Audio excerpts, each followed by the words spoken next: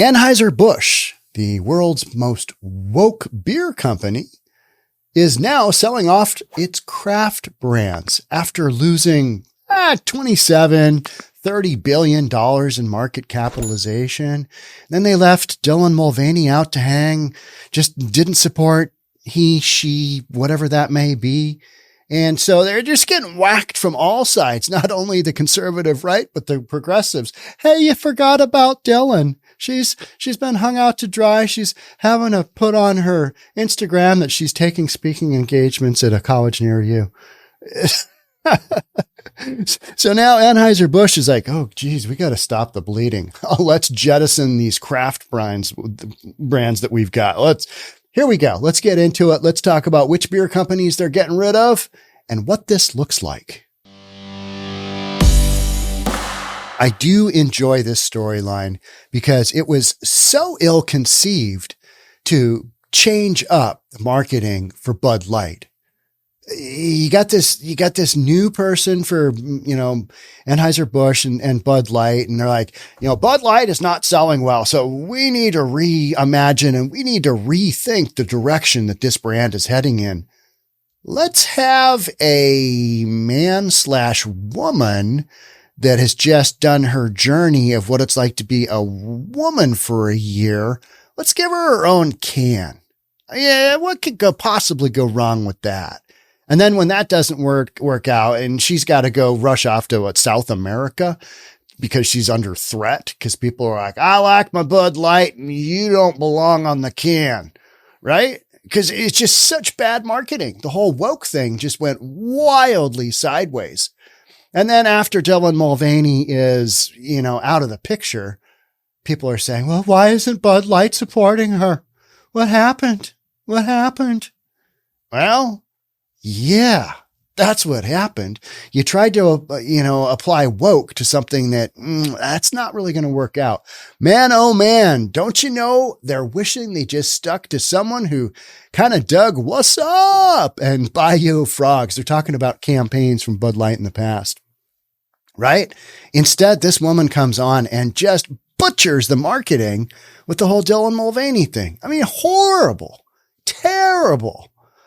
La-dee, don't the hits just keep coming for hiring the cool chica? Talking about that woman. All right. So here's the most recent tweet. This is breaking. After losing over $27 billion in market value, Anheuser-Busch is now being forced to sell off several of their beer brands. Anheuser-Busch InBev will reportedly be selling Shock Top, Breckenridge Brewery, Blue Point Brewing Company, 10 Barrel Brewing Company, Red Hook Brewery, Widmer Brothers. Man, I love a good hef by Widmer Brothers. Red Hook Brewery, it's another good company. We got the Square Mile Cider Company and Highball Energy. All right, Highball Energy. They've got kind of the cool, thin, tall cans and yep. And who are they selling to? To Canadian cannabis company, Tilray. Huh. Weird. All right. Yeah. This once great American company decided to put a radical left-wing agenda over sound business practices, and the results speak for themselves. Yep. $27 billion market capitalization. Just boom, gone. One of the funny things, we'll get back to the article. One of the funny things that I recently saw is that we were out at Seafair. Take my boat out to Seafair, with the exception of Family Day, which is I've got my aunt all the way down to a 3-year-old kid on board, one of my cousins on board. It's Family Day. Friday, Saturday for me, those were go days. We had, I want to say 26 on the boat one day and maybe, I don't know, 15 or 18 the other. They're busy days. But I went to go get a water one day and, cause hydration is key. And I think I've got, I don't know, 4 or 5 coolers, something like that. I think probably 5 coolers, 2 big Yetis, a smaller Yeti, a massive cooler. And then we've got 2 fridges and an ice maker on board. So, hydration is key on a long day at Seafair. You're watching the hydros and you're watching the Blue Angels and it's hot. But I opened up one cooler and I'm like, oh, this one is full of Modelo. That's interesting. Modelo is now the #1 beer in America. Who would have thought? right?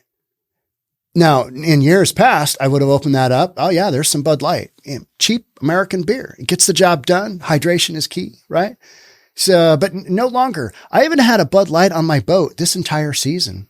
And I've got kids that, they might go down a little bit of the woke, they're kids. They haven't figured out which way is up yet, right? So in the past, it would not have been uncommon to have Bud Light on board because it's affordable. You can get an 18 pack, or you used to be able to get I think a 36 pack. Those were heavy from Costco. I never buy Bud Light, but I don't know. I've always I would gravitate more towards Coors Light just because I think it tastes a scooch better. I still wouldn't buy it for myself, but if you're talking, 26 kids late in the afternoon and, they're not real taste sensitive at that point, you go down that road, right? But I open up this cooler and I'm like, God, that just says everything, doesn't it? And it was a big cooler filled with Modelo, the number one beer in America. Huh. Times have changed, right?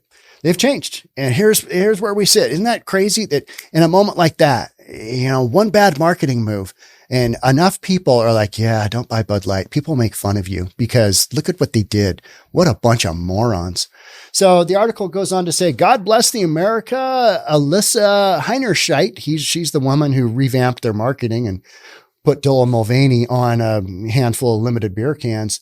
They couldn't wait. The whole thing is just so ridiculous.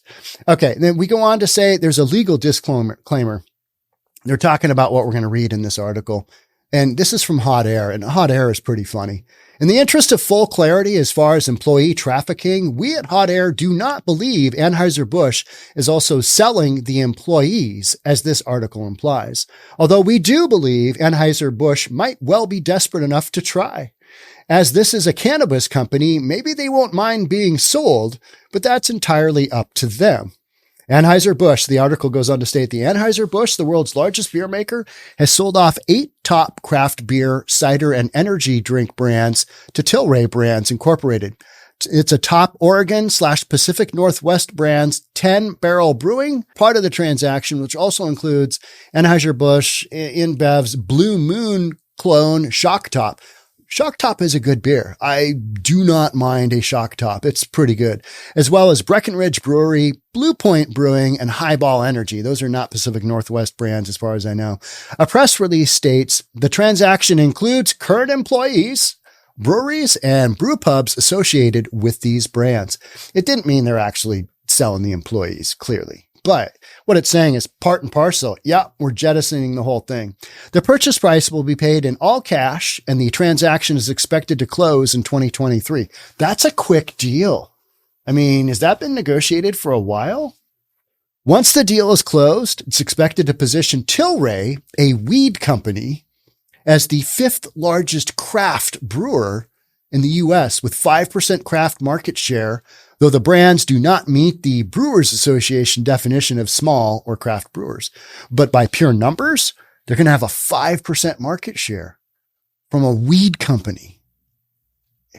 All right. Well, the warning signs that big beer has been abandoning the craft beer market that they sought to control only a decade ago. This is one of those signs. Recently, 10 Barrel Brewing was hit with a significant layoffs in sales, marketing, and production that in hindsight, we should have seen as warning signs of a potential sale. In 2020, Anheuser-Busch acquired Craft Brew Alliance, which comprises the family of, a bunch of, they're talking about companies they bought that they are now turning around and selling because, they need to raise some cashola, right?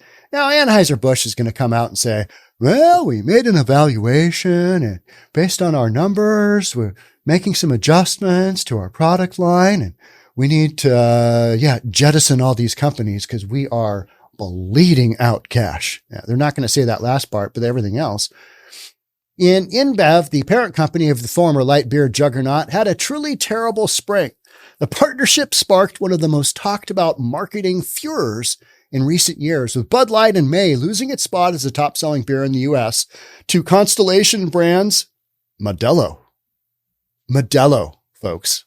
Modelo. Now, I'm not opposed to Modelo. I think Modelo is a better beer than Bud Light. I honestly do. If I have the choice all day long, I'll drink a Modelo, but I'm not saying it's the greatest beer. But number one beer in the US, it's not going to be a craft beer because that's expensive and not everybody can afford that. Not everybody wants to afford that, right? Their taste hasn't elevated yet, but sometimes that just takes time. Some people are fine. I know guys my age that, yeah, give me a Coors Light. I'm like, okay, yeah. All right. Have you heard of, local craft beer that's probably better and, it's fairly similar? No, just give me a Coors Light. It's like, okay. AB InBev's U.S. revenues were down 10.5% in the second quarter, according to results, as core profit fell 28.2%. They lost the number one beer in the U.S. and Bud Light. The company then faced criticism. Here's the funny part. The company then faced criticism for failing to support Mulvaney in the wake of the controversy, which attracted political attention and led to the reported leave of absence of the marketing executive who oversaw the partnership. Leave of absence? Yeah, that's a nice way of saying we fired her ass, but it's a leave of absence, so she'll be back. After what she did for Bud Light, will she be back?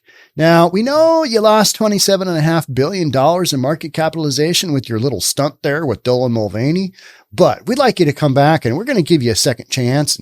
We're just going to see how this second chance works out. You will be on employee review the entire time, but we believe in you. Ultimately, we believe in you. That Dylan Mulvaney thing, that was probably just a one-off. We think that your woke approach is really going to get us where we need to go. Right? No. Zach Stambot, the senior analyst at Insider Intelligence, said AB InBev managed to alienate both conservatives and progressives in one fell swoop. They really did, didn't they? They did an admirable job at just absolutely tanking themselves. I'm sure this will work out. You put a trans woman on the front of a beer can that's known for frat bros? Who in the world thought that would fly?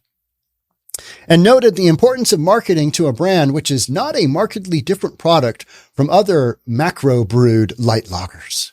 Macro brewed, that's funny. That just means mass produced and it tastes like, what? Yeah, not good. But the CEO of this cluster says he feels like they've reached stabilization with signals of improvement.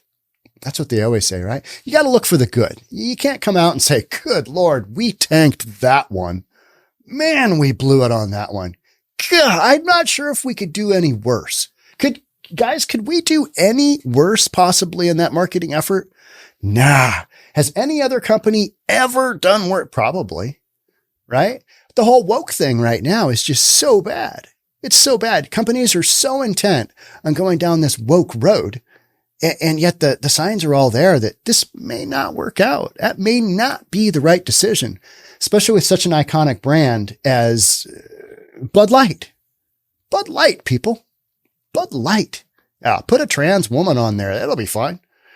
Yeah, okay. Dumping assets while your profit margin is built on sales to South Africa and China? ? That's when they're questioning the stabilization with signals of improvement.